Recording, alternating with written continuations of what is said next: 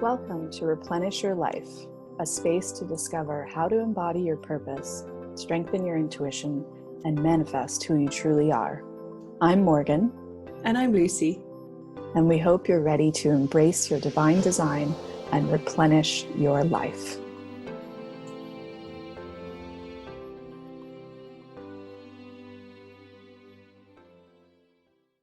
In today's episode, we're chatting to Danielle Searancke, also known as the Squamish Medium.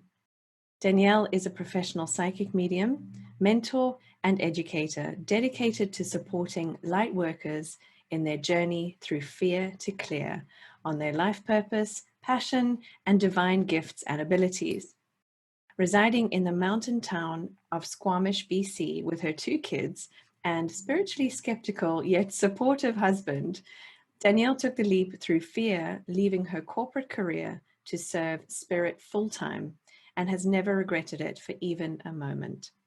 Her passion is to help other women take more leaps, choose love over fear, and get excited about life again. Hey, Danielle, thank you so much for being here with us. We're really excited to welcome you to this podcast. So we want to jump straight in and ask you about mediumship. I mean, tell us about your journey to becoming a medium. Were you always aware of your gifts, or was this something that you tuned into later in life? Tell us about your journey. Yeah, my journey, the way I tell it, it kind of works backwards. I didn't actually realize I had mediumship abilities until I was 31 and I had the birth of my first child. And typically mediumship abilities do come to the forefront after something traumatic, like a death in a family or a birth. Because birth can be quite traumatic. But when I finally realized what mediumship was and how I was able to connect, my whole life made sense. I remember back when I was 9 years old at my grandmother's funeral, somebody gave me a book by James Van Praagh. So I was exposed to mediumship quite young. And of course, I love Sylvia Branham Montel Williams. I recorded every single episode she was on there as a teenager. And of course, John Edwards crossing over. I was really into mediumship as a kid. I read all 42 of Sylvia Browne's books when I was in high school. Wow. I joined a paranormal investigation group right out of high school until my mid-20s. I used to spend all my time traveling as a youth, going to like haunted locations around the world. So I was always a bit of a weirdo that like just loved spiritual things and loved mediumship, but I did never believe that it was something that I was able to do.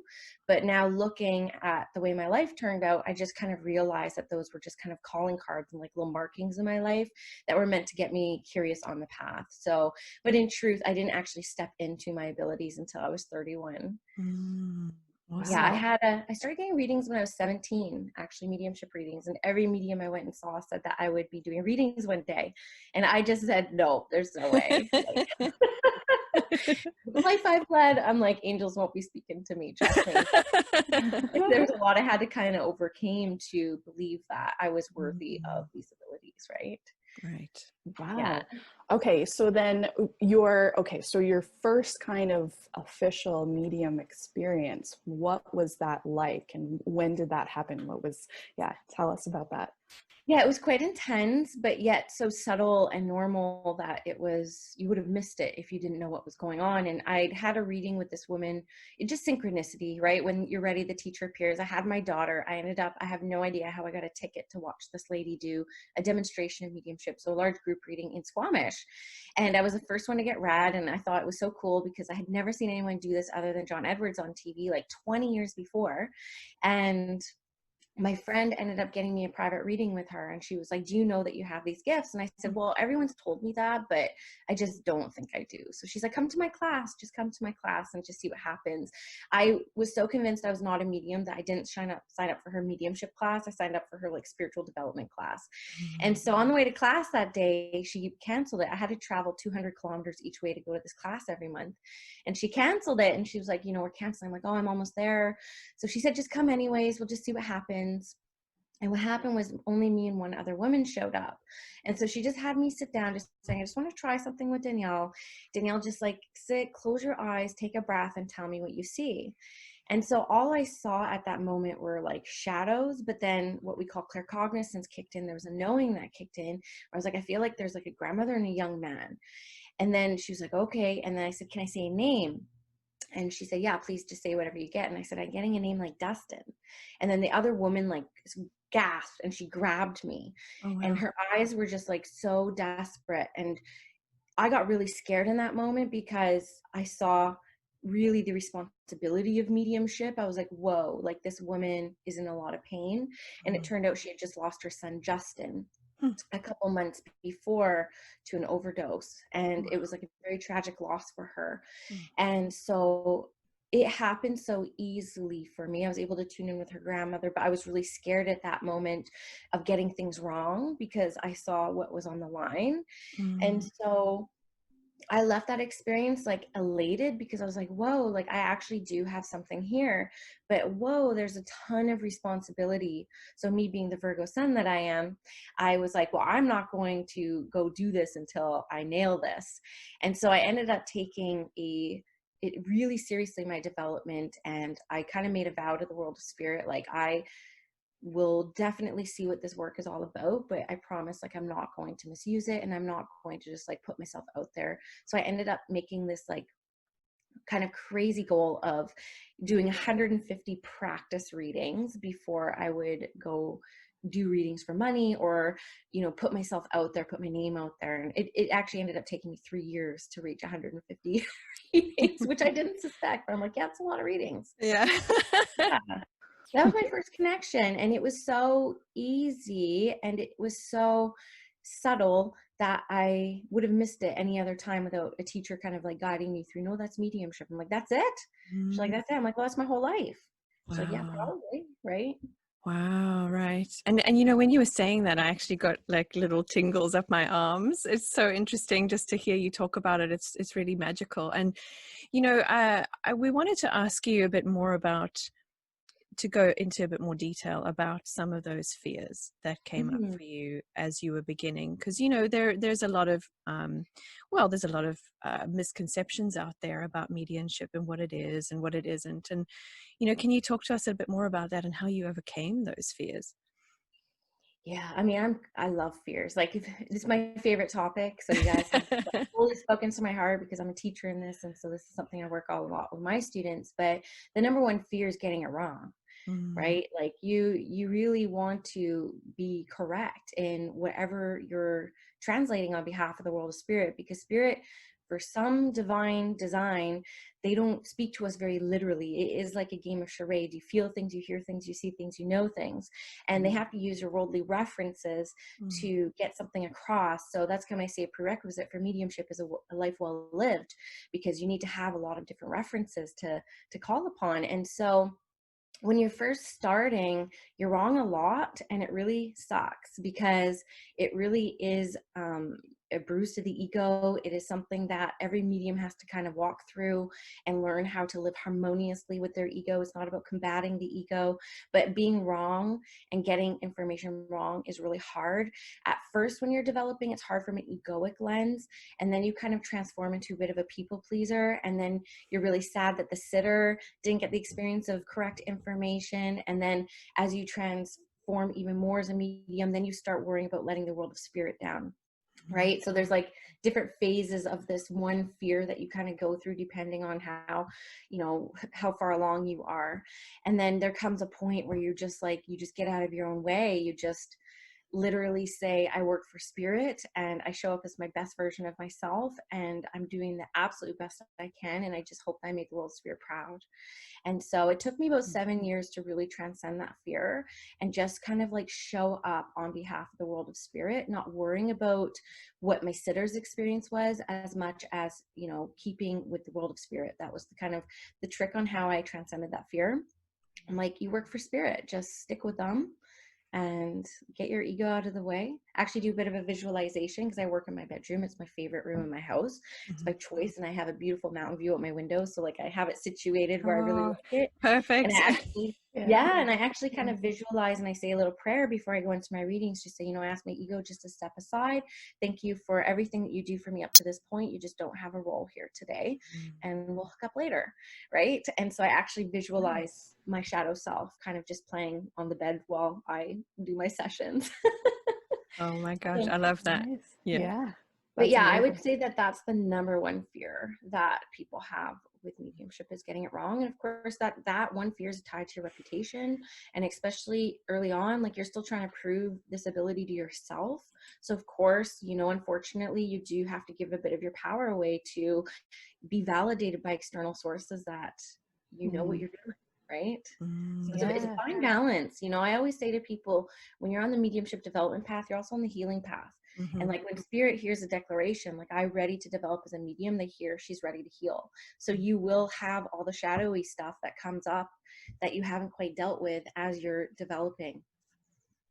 Yes. Yeah. And you, so as you were mentioning the sitter, so that is the client that you're giving a reading to. Yeah. Yeah. Yeah. So I imagine that person also has some sort of responsibility as well that they bring to the session with you. And, you know, have you experienced like a client having like a major transformation after a reading, and, you know, or that connection with them? Do they need to be really open in order for, you know, more information to flow through? Or how does, can you explain a little more about that? Definitely. Yeah, every reader works very differently. Like I don't like attracting skeptics. I don't get very many skeptics. I find it easier to read people who just come really open-hearted and really open-minded. And then it's easier for me to connect with them. Other people I know really like working with skeptics. They like the prove me, prove me, prove me. That is energy draining for me. So I don't really attract those kind of clients.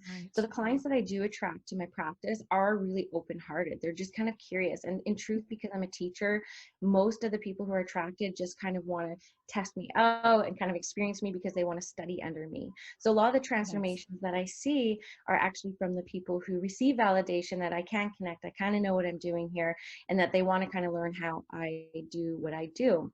So the people who typically study under me, almost all of them end up doing this work professionally, whether it's part-time or full-time. So there's a ton of transformation there. That's why I named my mentorship package Metamorphosis, because I will get the most shy in the closet corporate person, and then after 3 months of working with me, they're like, they have an Instagram page up, they're like doing readings, they're considering their path.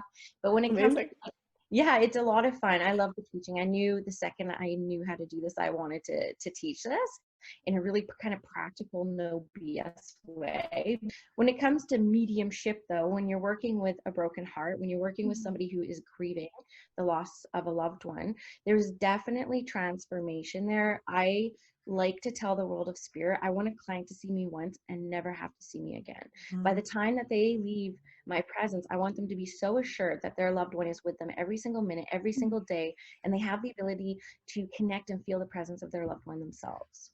And so I actually have a policy in my business. I don't let people get more than one mediumship reading a year, because I don't want people to be reliant on me to connect with their loved ones, because what they don't understand, they don't hang around me. Like, you bring your loved one to me. And so I really like to work on behalf of the world of spirit in a really empowering way. That's why I don't do psychic readings. I don't do these kind of like fortune teller, I'm going to tell you what to do with your life readings. They just completely turn me off. And so I've had a lot of people like really upset in my readings that I don't do stuff like that. But again, once I got super clear on how I wanted to serve and who I wanted to serve, I don't attract people like that anymore. But yeah, I see people leave mediumship readings really feeling confident that their loved ones are with them and that they're just in a different state. But some of the evidence that spirit's able to bring me is quite magical, because they're able to tell me things that will happen in the future for them, like just little like nuancey things. And then they are able to get evidence after they leave my session that their loved one is still there. So they just feel comforted, right? It's a big healing part of the grieving process. Yeah, that's beautiful. That's so powerful. And I love how you described that, Danielle. I was wondering if just for our listeners, if you could, from your perspective, tell us about the difference between, you know, say intuition and then mediumship and psychic abilities. Yeah, no, I'm excited to answer this. So mediumship is a three-way link. So mediumship is me, the worker of spirit, the spirit world, and then the sitter. So you need that three-way link to be able to have a mediumship connection. Mm-hmm. And as mediums, we have to build our power. It's called sitting in the power, building our power to be able to like strengthen this three-way link. So it doesn't really matter how our sitter comes. They might be standoffish, not as open. We would still be able to connect with this three-way link as we build our power. And as the session goes along, it builds and builds and builds and becomes more palpable and tangible. So mediumship is really, you know, geared towards proving or evidence that life continues, that this is not it. Healing. So there's like a deep healing that takes place when we create this container of like spiritual energy, and then also spiritual philosophy. So those are kind of like the three reasons in which I feel is like the purpose behind mediumship. When it comes to intuition, I see it as just like an inside job. Like we all have intuition, and we all ignore our intuition. Like even though I know I'm intuitive and like this is my life's work, I still will go against my intuition. And I tell people that that's okay, because you actually don't know what right feels like until you experience wrong. So you have to go through times of your life that you kind of fall on your face and you get it wrong, because then next time you're going to know how to do it better, right? Oprah says, like, when you know better, you do better. And so intuition to me is really an inside job. As women, I see a lot of barriers to trusting intuition around the solar plexus, around the self-worth, the confidence. And so if I could give any woman a tip when it comes to developing intuition, it's like get a healthy AF solar plexus. Know your worth, right? Do a worthiness practice and just trust yourself completely. So intuition to me is like an inside job. When it comes to psychic, it's a two-way reading. It's me reading the energy in front of me. So mediumship information comes from behind me. I'm clairsentient, which is clear feeling, which means I can feel where the energy is coming from. That's how I can tell. I have signs with spirit, how I can tell the relationship with the sitters, because they go to a different place around my body depending on who they are, if they're mom or grandma or whatever. Wow. Cool. And so when I'm doing psychic information in a mediumship reading, it's 45 minutes. There will always be mediumship, but there'll also be some psychic. I like to call it soul reading. Psychic, because words carry such a vibration, it just kind of has a weird vibration to it. So I call them soul readings. So the way I describe it to people, it's a two-way link. I read the energy of the person in front of me. There is no wrong answer in life. You can't F this up. I always say it's like those books in school that you used to read, the choose your own adventure, where you're like, go to chapter 7 if you want to go here, go to chapter 8. This is exactly what it's like. You're going to end up where you're going to end up. It's just you're going to have a different story to tell depending on what choices you make in life. So I always tell people I feel into 3 paths. There's a path of apathy, like no movement. There's a path of greatest resistance, and then there's a path of joy. So I'm always into what's the path of joy, because I want people to leave my presence excited about their life. And so I'm able to kind of tune into what may bring somebody a little bit more joy. But typically what spirit brings to me, because I'm not into the fortune telling, is they will tell me why this person wants to give me their power. Like, what is the trigger source that they lost trust in themselves? Like, who influenced this on them? Who made them feel that they weren't worthy of listening to their inner guidance system? So I kind of get to that really kind of deep layered stuff and kind of come up with that trigger source for people. So I call them soul readings. And typically by the time I'm done letting this person know what I'm seeing is kind of like their barrier to like really trusting themselves and living this huge, magical, powerful life. They know what decision that they want to make, right? Oh my gosh, that's amazing. That is amazing. And I love how you focus on the path of joy and what it is that's blocking them. Like how empowering that is for each person to feel that and hear that. Oh my gosh. Amazing. Yeah, but you will get clients that literally just want you to tell them what to do. So it's like some people don't appreciate that. Some people want the old school style reading, which I think is, I mean, of course, if you tell someone that's what you're going to do, they're going to go do it. So of course you're going to be predicting their future. So it's just, I just don't buy it. I just don't buy those readings, right? They completely turn me off. I would love to go through life having someone to tell me what to do all the time, but right? That's not what life's about. Yeah. And so how did it get to that feeling point of clairsentient where you were able to notice things in your body or, get those messages? Could you tell us a little more about that? Definitely. Yeah. This is like the healing journey, right? So this is Yeah. how come I say, when you say to spirit, I want to be a worker for you, they're like, well, I hear she's ready to heal. And the truth is, I suffered an abuse when I was really young, and I completely avoided my body for most of my life. And then as a woman, I had 4 miscarriages trying to have my children, and I didn't trust my body. I was just like, even when I had my daughter going to the hospital, I did not think I was coming home with a baby. And so my whole pregnancy with her, I completely ignored the fact I was pregnant. I wouldn't look at my belly. I was completely, because I was just expecting to lose her. Like I've lost all the others. And so there was a big time in my life where I just ignored my body. Just ignored it. It was like my life worked from my neck up, right? And so when I stepped into my mediumship abilities and I started to really uncover the code of the language of spirit, which is what I call it. I'm not the only one that calls it that, but the clairs, the language of spirit, I realized that I am a stronger, better medium with healed stuff. Right? Like doing the healing. So I had to really learn how to love my body again, and how to like connect in with my body to be able to perceive the energy of spirit around me. So that was a big healing journey for me. I'm a strong proponent of like counseling. I think everyone should go through counseling. I get counseling every other week. I have for years, and I will for years to come, because you need to look at yourself. You need to do this work. You have to do the work, Yeah. or else it's all going to be surface. You're not going to be able to go deep enough into spirit. But what the beauty is with being a light worker is everything that you think is a flaw in yourself is actually going to benefit you in your readings. Like, because of the experiences that I've had, I'm able to pick up on abuses really easily. So I'm able to kind of uncover a lot of pain points for women, because I'm able to perceive that, because that's part of my life experience. I'm able to see the disconnection with the body and the plain like apathy towards it, because I have experienced that myself. So everything that I experience in my life, whether it's appeared to be full of shame or full of like, dislove, it's actually part of my path, because I'm meant to help other people through the experiences that I had.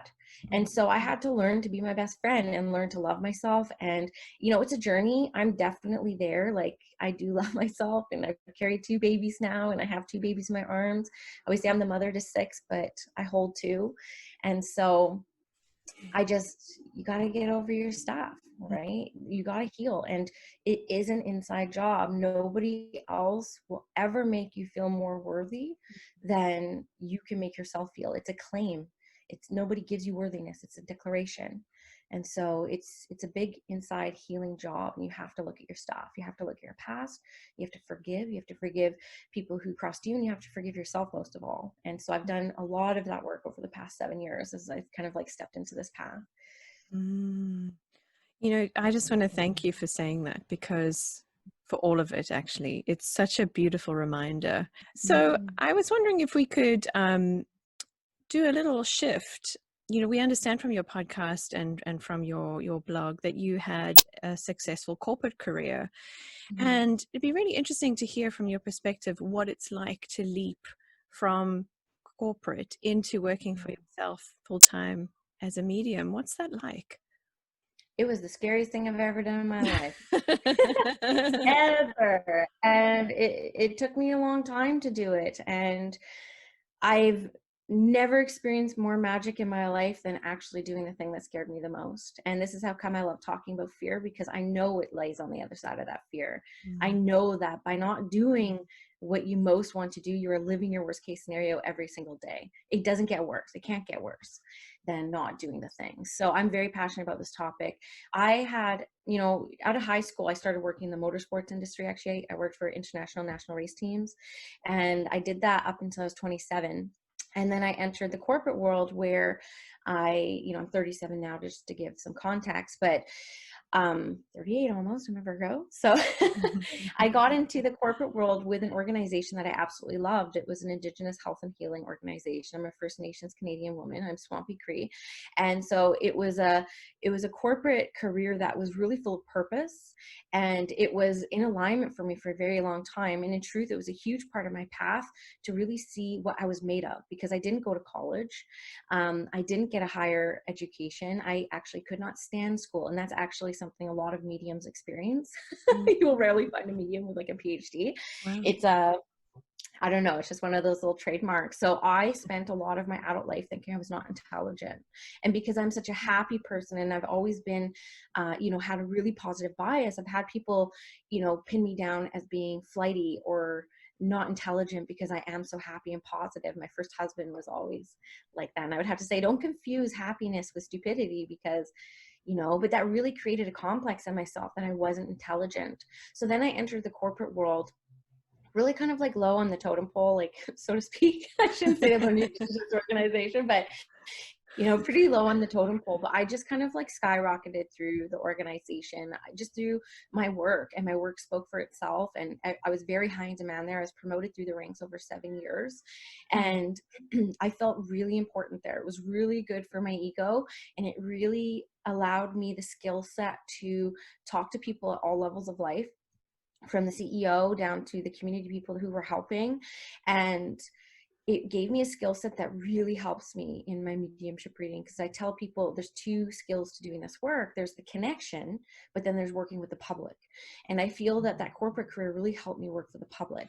So in going up those ranks, my income kept going up and the benefits kept going up and the pension kept going up. But in truth, when I left for my first maternity leave in 2013, and I came back and I'd spent that year in Canada. We get a year, and then my company, they paid us for the year. We got a whole year pay off work for maternity leaves.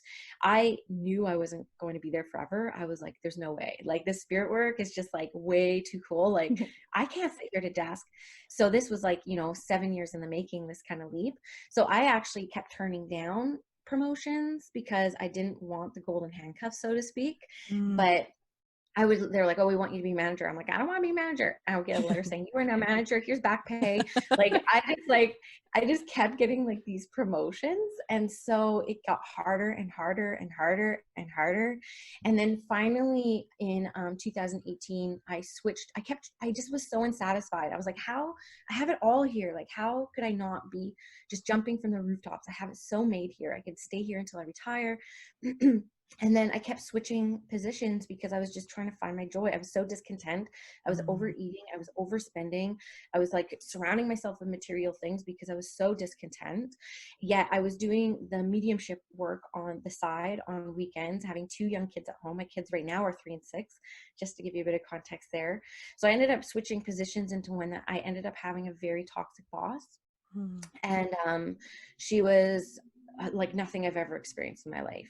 And in the organization, I was the 38th hire, so it was very grassroots. And by the time I left, there's over 1,200 people. So it had grown exponentially.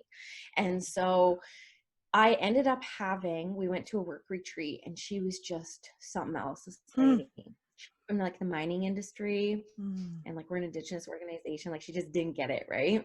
And yeah, I ended up leaving this work retreat in my car, pulled over on the side of the highway, and I was just crying and sobbing. I was just so overwhelmed with like disdain and anger and just so out of alignment. And I ended up in hospital 2 days later with heart palpitations, and it turned out I had my first ever anxiety attack. And I'd never had one before. I was on a heart monitor for a month. I was taken out of work for 3 months. I couldn't do readings, couldn't do anything. And so that was kind of like my first aha moment during that 3 months off, where I was like, why couldn't I do this full time? And I was trying to do the math. I was like, I'm working like 40 hours plus like 7 hours commuting. I mean, I could only work 9 hours a week and like make the same money. But that was a really scary thing for me because my husband doesn't really believe in this kind of stuff. So when he saw my pros and cons chart, he like freaked out. So it was kind of like off the table for a while. And then when I went back to work, I quit right away after day 2 of going back. I quit. And my CEO ended up taking me out for lunch, and he's like, how do we convince you to stay? What do you need? And I made this really hard bargain. I want to work for this person. I don't want to work full time, and I want to work at home. And they gave me everything. They're like, okay. Wow. I'm like, oh my God. I didn't expect it to work. I was expecting to leave. And they gave it all to me. So then I tried it out for another year, but my heart was just so set on leaving. And I just kind of had to get over the fear. Back then, I couldn't comprehend that I could get 9 people that would want to work with me a week. And that's just to like survive. That's not even like thrive levels. That's to survive. And plus giving up the benefits, plus giving up the pension plan. And so I went through my last year there. Again, I had it all. Like, there was nothing to complain about. I was just so unhappy. I was just like, you know, telling them I know I'm good at what I do, and like, you guys love me and I'm so valued here, but I'm just so unhappy. I have to make this leap because I literally feel like I'm choking. Like I literally felt suffocated in life. And so it actually happened at the very worst time it could have possibly happened for me, because I wasn't set up to do this. But just one day I just said to them, I have to go. I'm just giving you my 1 month notice, and I'm just going to make this leap. And the best advice I heard from one of my mentors was, you'll just have to do scare. Like, you have to stop looking for these certainties and these guarantees that this is going to pan out. You just have to kind of trust. And so I told the world of spirit. I actually had a bit of a dry spell with clients for the 7 weeks before I resigned. And I just said to them, I'm doing it anyways. And I don't need no guarantees. I know I'm meant to be doing this. And I resigned. And it was almost like the whole world was waiting for me to go full time. Wow. Because my career just completely took off after that. And I mean, I have like a 40+ wait list for people with readings. I'm booking until November, December. Like, it's just nuts. And so, yeah, it was a really congratulations. Yeah. Yeah. Thank you. Yeah, I mean, it was the scariest, hardest thing I've ever done. And it was worth everything. It was worth everything. And it happened at the exact perfect time. It wouldn't have happened a year earlier and panned out the same. And I actually quit 3 weeks before quarantine. Oh my goodness. So that was then I became a stay-at-home mom too, while I was like launching this online business. Oh.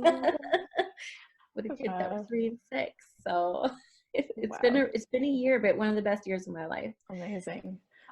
Yeah. And what, like, I just love how, you know, in your story, you connected and stuck with what your soul really wanted. Like, you know, because it would have been easier. Yeah, sure, you could stay in corporate job maybe and, you know, have everything taken care of, but it didn't really feed your soul. And for you to, like, that's so courageous to take that step, and then how everything kind of falls into place as you make that decision and you're like, I'm going forward, I'm doing this.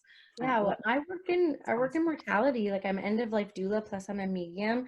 I know at the end of life, when we're at the end of our days and we're in our bed, we don't have a wallet, we don't have a set of keys, we have no worldly possessions. We are literally alone with our own thoughts. We are alone with what have we done with our life. And there is no way, like, I could die tomorrow and I would die a happy, fulfilled, purposeful person. And there was no way I was willing to get to the end of my life regretting not doing this. Yeah, no, that's great. Wow. And so I just wanted to mention, you mentioned about being a Virgo sun. So do you know your rising sign and your moon sign as well? Yeah, I'm a Scorpio rising and a Sag moon. Oh, awesome. Very cool. Yeah, that's a fun combination too. So right? Yeah. And then also too, Lucy and I talk a lot about human design. And are you familiar with your human design? I'm a Maddie Jenny. Yay! Nice. Same. Yeah. That's fun. I think I'm like a 3/6 rising Phoenix. Okay. Oh. Solar emotional. Awesome. Emotional. So yeah. All right. Well, that's what I remember. Yeah, you're in good company. And that, you know, to me, that explained, like, when you said you were manifesting generator and Virgo sun, I was like, oh my gosh, I can see how through the story of your life, I can see all that in there. It's amazing. So yeah, well, first of all, we want to ask, where can people find you online? Yeah, my website is squamishmedium.com. Okay. And I mostly hang out on Instagram. I absolutely love Instagram. So I'm Squamish Medium on Instagram. I'm very active in the stories. And of course, pretty feed, real stories, I always call it. And on Facebook, I'm the only Danielle Searancke in the world, according to Facebook. So it's really easy to find my business page. Just look up Danielle Searancke and you'll see Squamish Medium there as well. Awesome. I mean, I absolutely love your Instagram. You have the most amazing feed. And one of the things I love so much about you, Danielle, is your sense of humor. You have these amazing meme Mondays that just make me laugh so much. So thank you for doing that. I love it. I try to bring groundedness to this work, right? Yeah. So it's so important. Yeah. So Danielle, Okay. to bring this this amazing conversation to a close, we want to thank you, and we have one final question that we just want to ask you. So, what replenishes you? What replenishes me? Mm. You know, it's kind of two things that replenish me a little bit differently. My sessions really light me up. Like they really would give me energy and feed me. It's something that people don't really understand. Everyone's like, oh, it must be so draining. I'm like, no, I'm like, my kids are draining. Like, I love them to bits, but like, they're like life suckers, right? I love them to bits, but hard work. Any moms out there are like, yes, raise a glass. But my readings actually give me a ton of energy. They light me up because I'm able to sense the world of spirit around me. Even when I do podcast interviews like this, it's like I can feel spirit around me, inspiring me. And I just like that connection just like lights me up. It fuels me. It brings me so much joy. Nothing else gives me the same amount of joy as that. So in that way, it does replenish me. But I'm also, because I talk a lot because I have a podcast, YouTube channel, and we have my podcast Spirit School I should probably plug as well. You know, I really like spending time alone, quiet, right? I like being quiet. Like even after this, I'm going to go drop my kids off and I'm going to go take my paddleboard to a lake that's just across the street from my house, and probably going to spend, you know, an hour or two on the lake before I head into my sessions. And so living this life that I get to choose to do this and only take on 2 sessions and like get to spend the rest of the day by myself, like that choice is true wealth. And like that replenishes me. That makes me feel completely in alignment, and it makes me feel like I am living a life of purpose every single moment, even when I'm not making a direct impact on anyone else. It's everything. My life's magic. It's complete magic, and I don't take a second of it for granted. Amazing. Beautiful. So awesome. Beautiful. Thank you so much, Danielle, for being a guest on our podcast, and thank you for sharing your wisdom and all these beautiful stories and ways that people can, you know, empower themselves and connect with their guidance, inner guidance. So thank you so much. We appreciate you. Thanks. You're very welcome. Thanks for having me. If you'd like to learn more about Danielle Searancke, the Squamish Medium, you can go to squamishmedium.com or follow her on Instagram at Squamish Medium. For complete episode show notes and all the links mentioned throughout this episode, check out replenishyourlife.buzzsprout.com. For more information on classes, meditations, and community events to help you replenish your life, and to sign up to receive bi-monthly transformational content, check out bit.ly/replenishing life.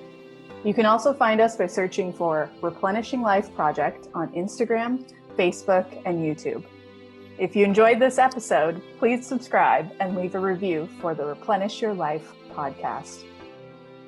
In our next episode, we're talking to human design coach and mentor, Kim Gould, about reclaiming your divine feminine power using asteroids in human design.